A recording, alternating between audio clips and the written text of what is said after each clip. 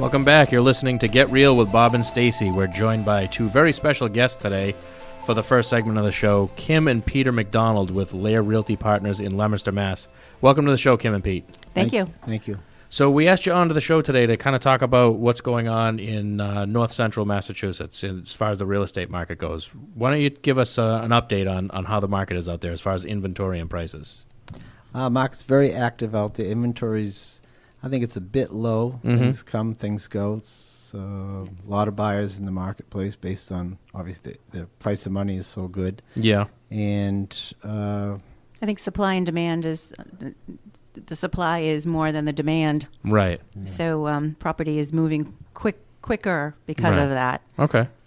People are offering more towards a full price, sometimes even offers coming in over full price with competing offers. Multiple offers is even out in north central these days, huh? Yep. Mm-hmm. Yeah, many. I've just had a multiple offer situation. There was 4 offers on the same property and ended up coming to a accepted offer of over $5,000 over the asking price. Wow. And why do you think that is? Is it that price? Was it the price point of that particular property, or was it something else? I'm finding not just the price point, but just because supply is so low, and you've got 10 buyers waiting for one home to come on the market, and if they like it, they know they have to put their best foot forward. Right. So it's a competing situation, which is great for the seller. Yeah, absolutely. And are you finding sellers are being more reasonable with what they want, or because there's a lower inventory, are they getting more aggressive with what they want for price? Well, I think sellers always want, whatever you say, they always want more. So they're always assuming you're trying to price it a little under to sell it quickly. But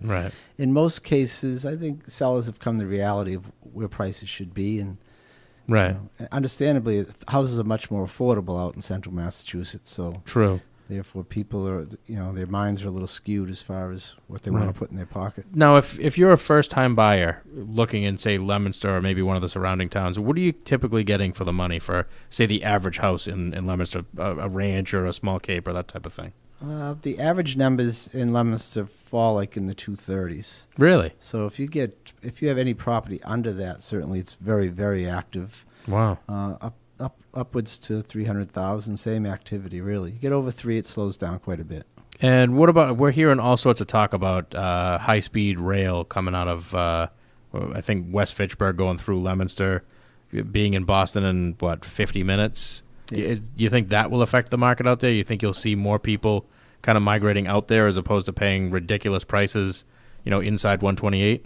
I think that the existing rail has made a big difference for housing out there because we do have a brand new station right in Leominster with it. It's a very active station too. Big parking, plenty of parking right on site. So I think that's a big selling point when people do come out to Leominster. They know the access is like that. Right. And when is the high speed supposed to start? Or do you know? That's an unknown. They talk about it, but we'll see when it comes online. Right. And there's a new station opening up in West Fitchburg as well? Or is that just under construction too? That's been in the planning stage. It's off again, on again. Yeah. I'm not certain where that is right now. That's west of us. So I look from Leominster east mostly from. How about the Fitchburg market? You still get a lot of value for the dollar out there? Certainly you do. It's a much more depressed market than Leominster. I look at it as 2 entirely different marketplaces. Fitchburg, older mill housing. Yeah. A little more difficult for accessibility to Route 2, so that I think is the driving force for the Leominster market, where you can get on Route 2, 190, and be in different areas if you're traveling. That's true, yeah. Yeah, I always liked Leominster, but not just because I lived there for 10 years. I thought it was a great area. I mean, you could be out to 495 in less than 10 minutes, depending on what side of the town you're on. So it definitely has a lot going for it. What about move-up buyers that are looking to stay in Leominster? I mean, what are you typically seeing for, a colonial price-wise?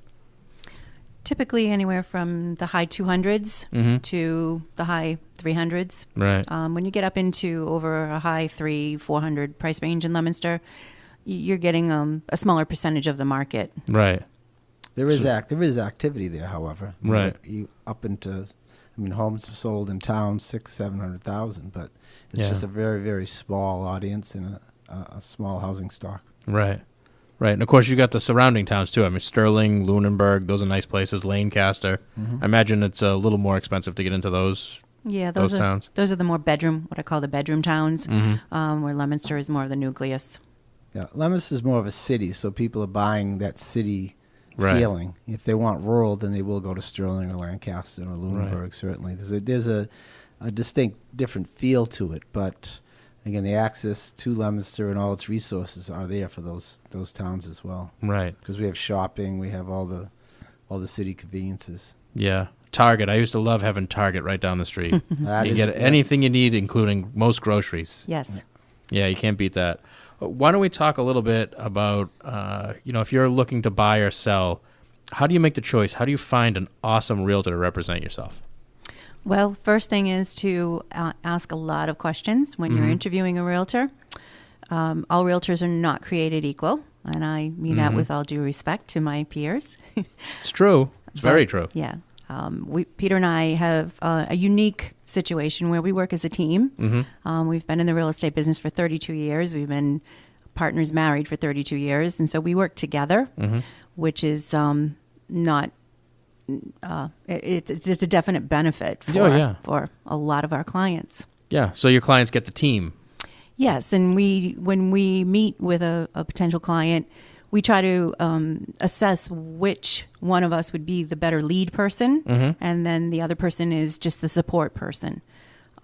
We have most of our business, 85% of our business is repeat and referral.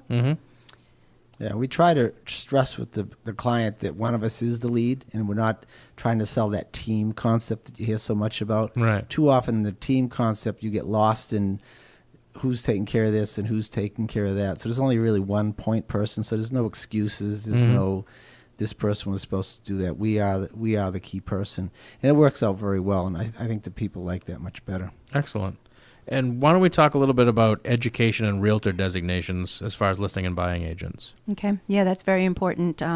There's lots of designations in the real estate community that a lot of people don't know what they are or what they mean. There's these 3 little letters, and people have no idea. It's like getting a associate's, a bachelor's, a master's, and a doctorate in a college. All wrapped into one. Correct. One of the designations that I particularly have is an accredited buyer representation, which was very involved. You have to have had many transactions over several years and take a pretty lengthy course to get that designation.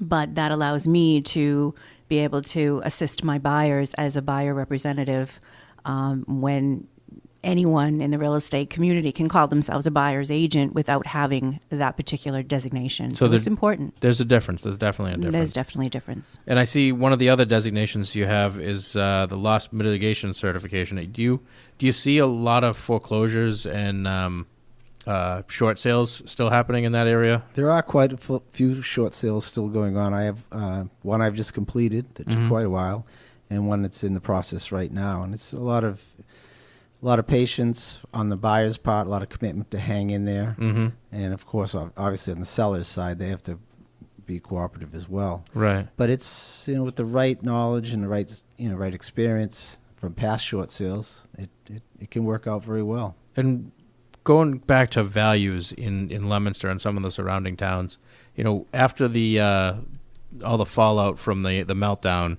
after 07, 08, when prices seemed like they were in free fall for a while. What's happened to prices, say, the last 3 or 4 years in Leominster in particular?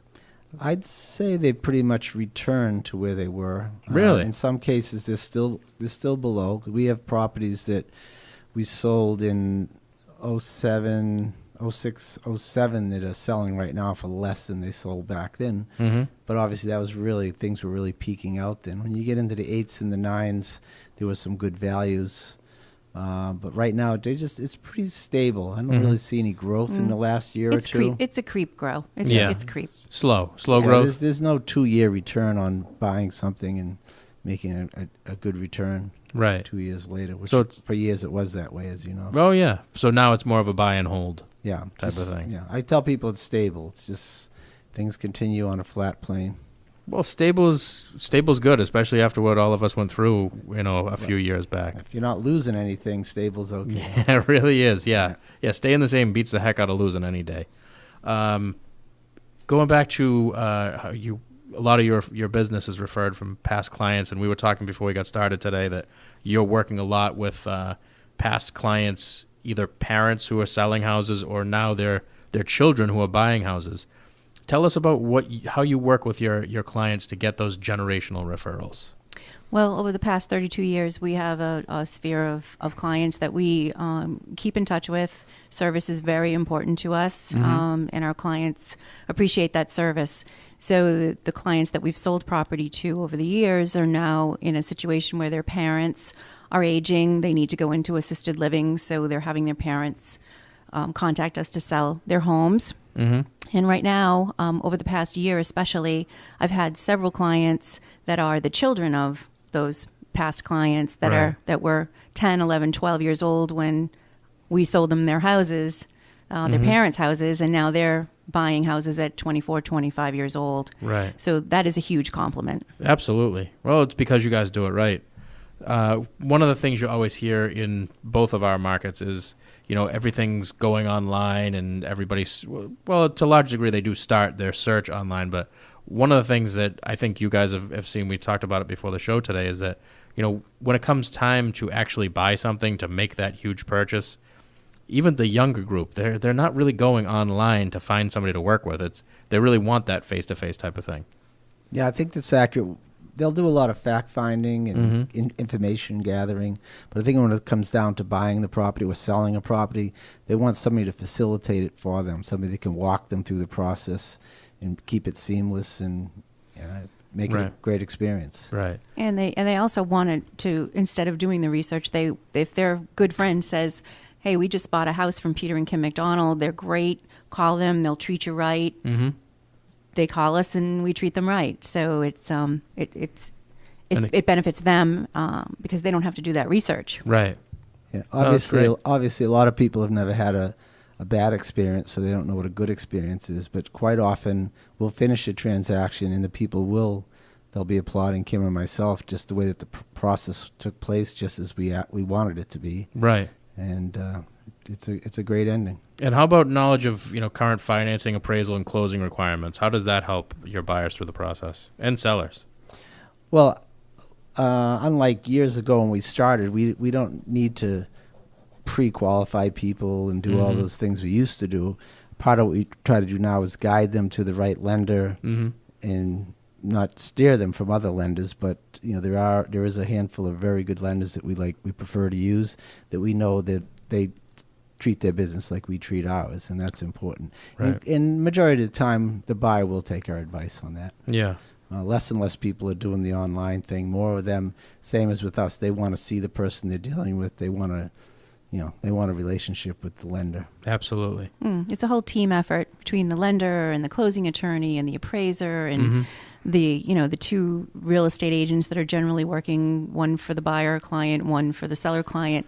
If everyone works together and everyone does their job, then the whole process is smooth. And I look at my position, whether I'm representing a buyer or a seller, is I'm actually the director. So I want to make sure that everyone is doing their job, including myself. And I don't go home at the end of the day until I know everything is done or is in process. And communication is very important too. Right. Making sure that your client is, just knows that you're there working for them and everything, updating them and communication is the big part of it. Key. Yeah, they need to know what the process is from the get-go. Right. So they know what all the pieces are, so there's no surprises, or you limit the surprises. Right. There's always surprises. Yeah, I don't think limiting them is a good way to go at it, though. Yep. So as far as people that are buying, are you finding that that they want to look at every house on the market, or do people kind of have an idea of what they want and they're more focused on what they're going to look at? Some do and some don't. The ones that don't, part of my job is to identify exactly what is it that you want in a home, where do you want to be, how much do you want to spend. You have to get qualified, approved first, go out, look at a few homes. In the past, I think people were always opposed to driving by. But if I have a buyer who gets out of the car and says, I don't want to go in and look at the house because I don't like the neighborhood, then I wish they had driven by before we got to that process.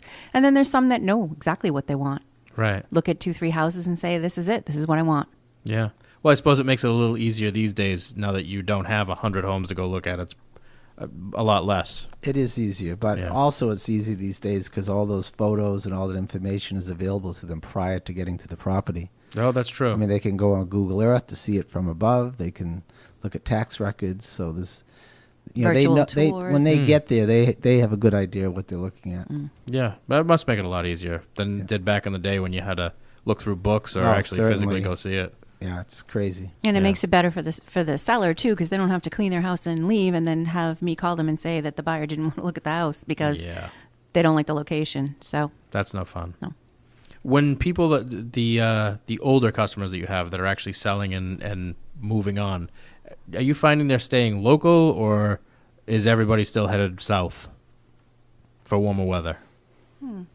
That's one of the things we've seen changing in some communities is that people aren't as anxious to go to Florida and sell their house up here that, they're just tending to downsize and stick around. Mm-hmm. Yeah, I think a lot of the older generation with grandchildren and all that, they may test out the Florida waters, but they find that they really want to be here in the winter for their family. Right. They see time on this earth shortening, so they want to spend as much time as they can. Yeah. In the past few months, I've had some that have moving from Central Mass down here to a senior place in Shrewsbury, and then I have others that are just relocating locally into an apartment. So or buying a condo. Condos used to be more first-time buyer. That's how you would get into the market in a condo.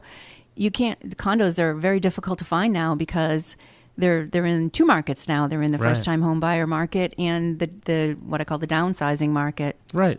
Right.